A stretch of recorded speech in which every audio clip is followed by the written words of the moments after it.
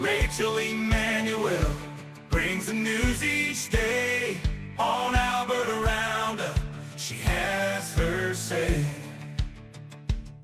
Hey everyone, welcome back to the Alberta Roundup. I'm your host, Rachel Emmanuel. Last week, the Alberta government announced the launch of its passenger rail plan to help support Alberta's population, which is growing.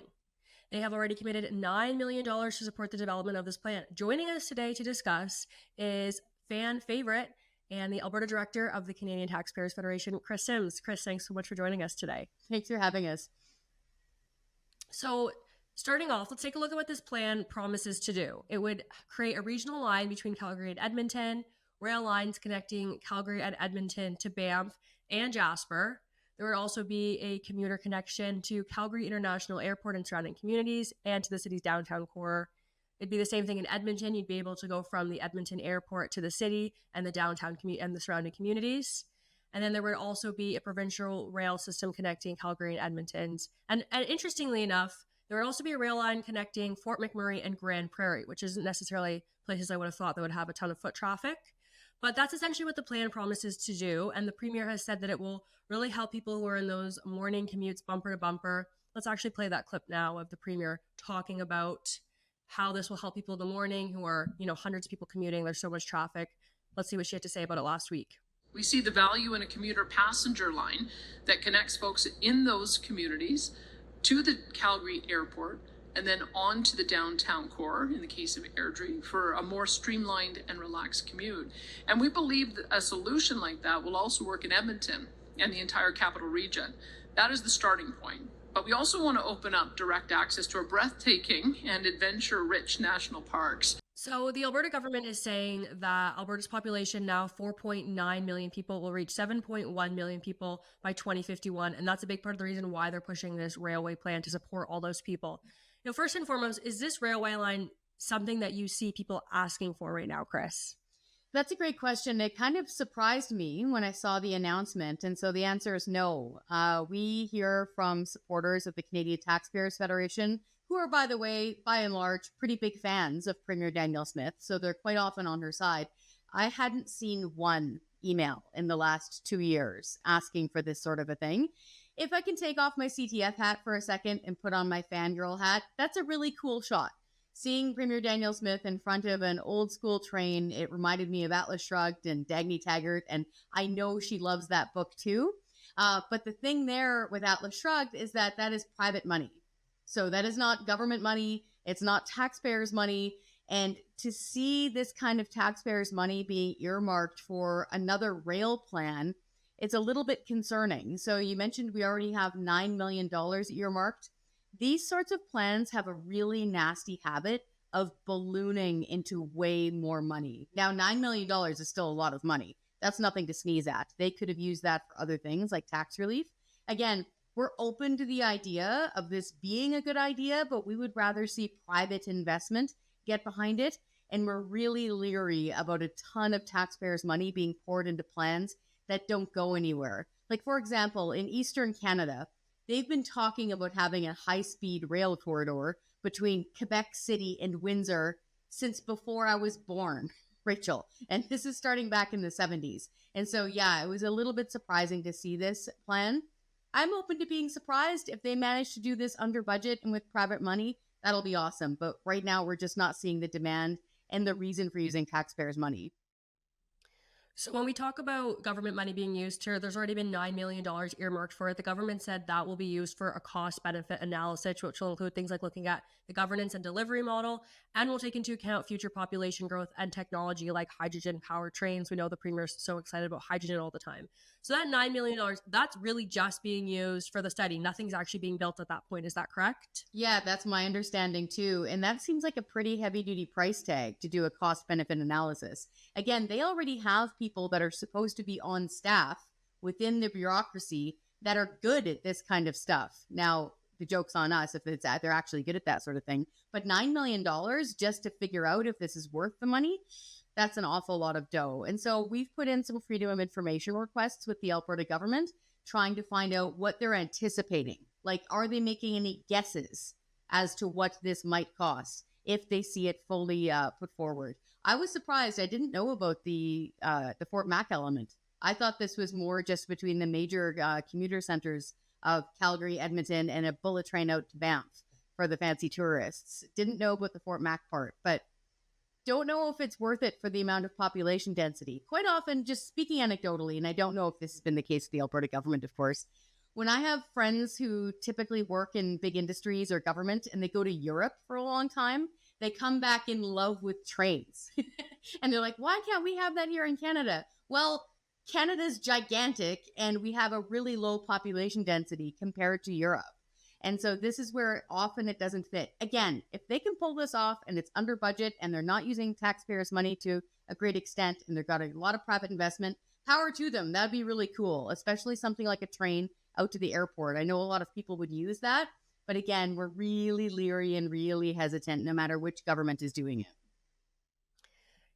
I can definitely see the argument for a train to the airport, but Yep. I think one thing I think about is, taking a train out to Banff or to Jasper. Well, what are you going to do when you get there? If you're there, it's the winter, it's -20, -30. You're not exactly going to be wanting to wait around for city transportation. I think for most people, they'd rather have their own vehicle there and be able to get around, especially in those cold temperatures. So I don't know if I really see the argument for this being utilized in places like Banff and Jasper. What do you think? That's a great question. And then, of course, we get into the questions of what happens when you get off the train in Banff and then you want to go fancy skiing or fancy sightseeing up in the mountains. Is there going to be a train that takes you up there? Is there going to be some sort of taxpayer-funded bus service that uses hydrogen? Like, there's all sorts of kind of knock-on effects and cascading effects that can come from this sort of thing.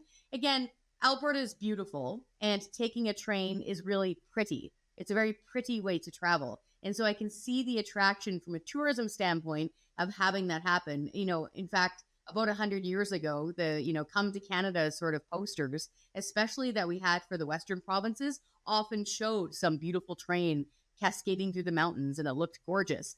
The problem is yes, those images are really nice, but what is the final price tag?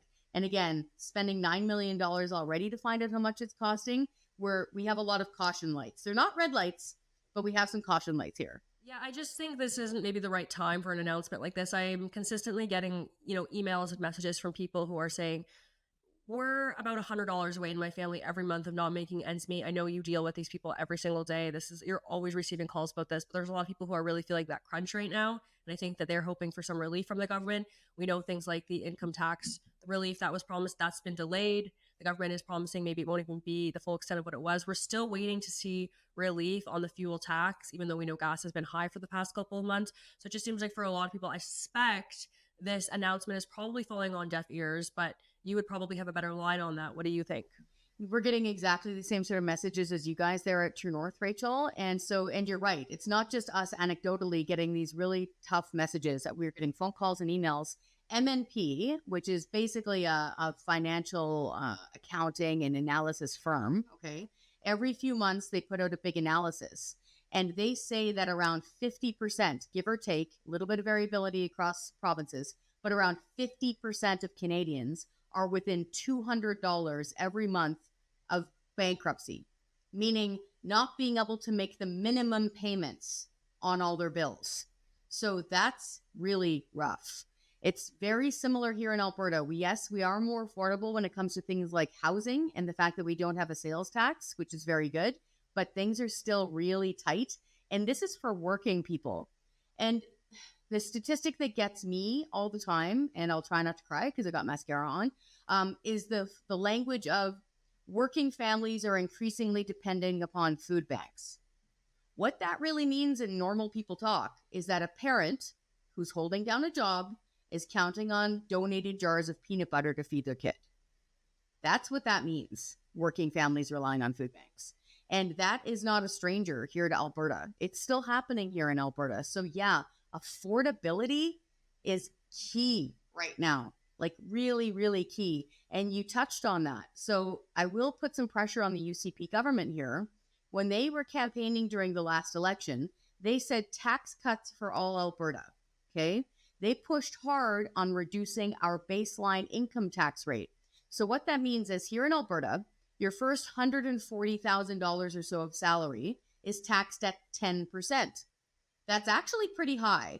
If you're moving here from another province and you're making around $100,000, say you're a plumber or a police officer, something like that, you're going to notice your paycheck will be lower here in Alberta. That is because our income tax is relatively high.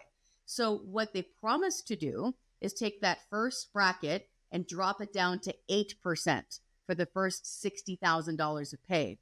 What that means is you're probably going to save around $750 per worker here in Alberta when and if they do that. The key here, though, Rachel, is that they've kicked that can hard. Like, it's landed all the way down the street. And now they're saying, oh, by 2026, we'll bring it down to 9% if we have the money to do so. That's not what they said during the election campaign. They made it sound like this was going to happen in a hurry, and they don't seem to be in a hurry to give us income tax relief. To your point also, I will point out on the fuel tax, yes, Premier Danielle Smith did get rid of the provincial fuel tax fully for a year. That was awesome. We praised her to the stars for that. It saved Albertans around $1 billion over that year or so, right? Give or take on how often you fuel up. Now, it's all the way back up to 13 cents per liter of gasoline and diesel. And people are noticing it. Right now, I don't know what it is in your neck of the woods, but when I left Lethbridge, it was $159.9, often $162.9. And so that's pretty high. When I visited Ottawa a few weeks ago, it was cheaper in Ottawa. I had never seen that before, comparing it to Alberta.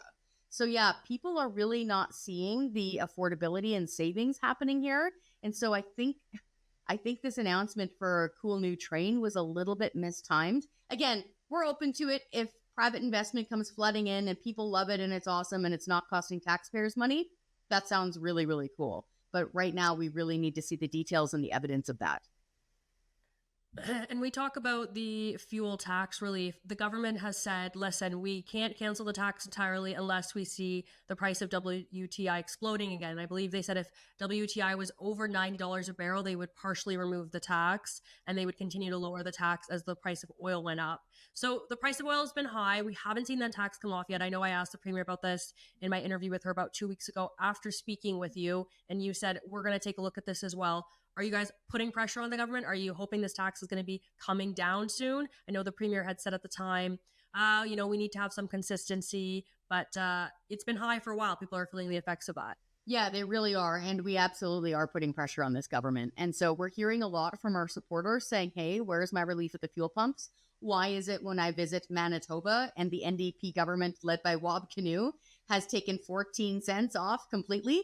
Yeah, so just newsflash, the NDP government of Manitoba has 14 cents off per liter of gasoline and diesel. And again, that's not just those of us commuting with our minivans and our kids. That's truckers saving that kind of dough every time they're filling up their big rig trucks. So yeah, we are pushing them there. Again, to be fair, Manitoba's got a big deficit. Here in Alberta, we have a balanced budget, right? So we have to pick our wins and losses. But we are urging the government to find these savings as fast as they can. That was an excellent interview that you did with Premier Danielle Smith, because it got her on record about exactly how this fuel savings works. My concern, though, is that what happens if we stay high for our West Texas International? What if the price of a barrel of oil stays high all this time, and then in the 2 weeks leading up to their quarterly update, which I think should be July 1st, should be the next one that they're analyzing, what if it suddenly drops for the 2 weeks leading up to that announcement? Are they then just going to pocket all of that excess cash and then say, no soup for you, it's technically not above this amount, and we're not going to give you fuel tax relief? We do not want to see that. So to your point, the price of oil has stayed high now for quite a while, past several weeks.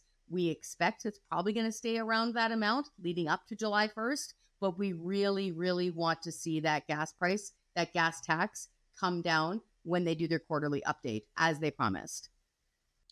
Okay, Kris, and just ending on a lighter note for you and for all of my viewers, you guys had your Teddy Waste Awards over at the Canadian Taxpayers Federation last night. What were the highlights of the night? Who did some of the awards go to?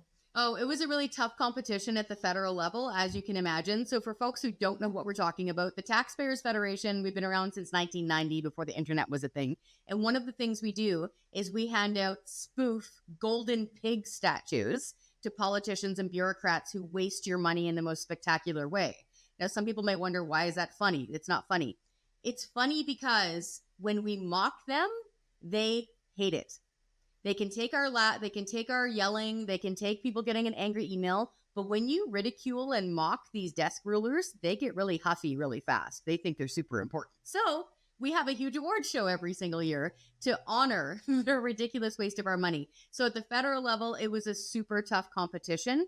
It was really down to the wire between Prime Minister Justin Trudeau blowing $1 million on his affordability retreats for his cabinet. Very Orwellian term there. So yeah, he blew $1 million. And CBC CEO Catherine Tate begging for more money at the parliamentary committee hearing while handing out massive bonuses to their executive team. And so in the end, it was a squeaker, but Catherine Tate took home the hardware. So I will remind people that the CBC CEO is paid between $400 something thousand and $600 something thousand every single year. And the CBC takes $1.4 billion from us every single year. To put that kind of money into perspective, Rachel, instead of spending that on the CBC, that would pay the salaries of 7,000 cops and 7,000 paramedics every year instead of paying for the CBC. So this is my little friend here, my stuffed pig I brought with me, but we gave out the Golden Award to Catherine Tate. Here quickly in Alberta, actually the provincial category, it was the Alberta Foundation for the Arts. They won it for the provincial category here in Alberta because they gave something like $30,000 to an Alberta artist who drew a painting that Franco Terrazzano described as ants on a Pop-Tart, is what it looked like. That was in New York. And another performance she did was in South Korea, which was, I think, about 8 minutes long, and it was a video. And it was her on one of those lawn chairs, you know, the ones that fold up like a lounge. And she was rolling around on it for like 8 minutes.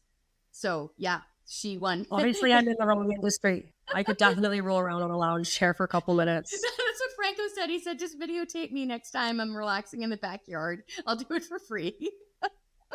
Give the money back to the taxpayers. Yes, exactly. So that was about 30 grand. And again, not, picking on the artist individually. It's the government's fault for giving out these ridiculous grants. Like, people want to go watch that kind of art, like, power to them. Don't make taxpayers pay for it, though. Yeah, those are some stunning figures. And I'm remembering correctly, didn't Catherine Tate also lecture MPs about how they're worrying too much about their own bonuses while awarding herself around $500,000? Yep. And it's one of those strange tone-deaf things where she just keeps on saying, yeah, everything's fine. So much so, and I thought I was asleep. I didn't believe this.